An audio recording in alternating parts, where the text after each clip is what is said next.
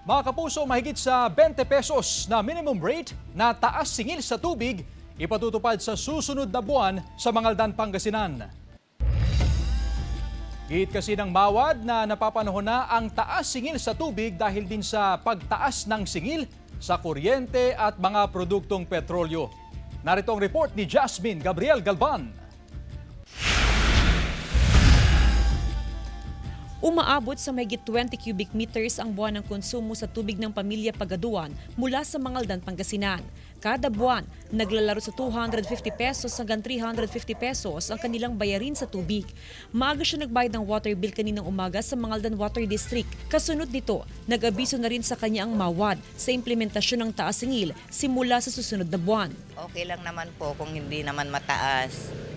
Okay sa budget, ganun. Kasi kailangan lang naman na yung tubig eh. Epektibo sa buwan ng Hunyo, magpapatupad ng taas singil sa tubig ang MAWAD. Mula sa dating 125 pesos na minimum water rate, tataas ito sa 147 pesos and 50 centavos. Mayroong dagdag na 22 pesos and 50 centavos sa minimum rate ng tubig.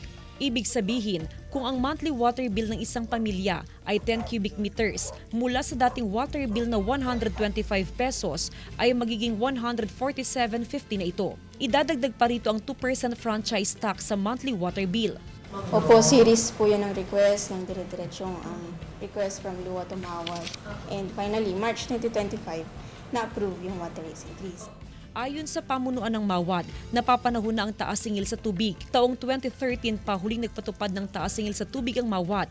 Taong 2022, nang hilingin ng MAWAD sa Local Water Utilities Administration ang 150 pesos na minimum water rate o 25 pesos na dagdag sa minimum water rate. Nitong March 2025 lang nang maaprubahan ng luwa ang petisyon ng MAWAD. Kasama si Henry Duminsil, Jasmine Gabriel Galban, One North Central Luzon.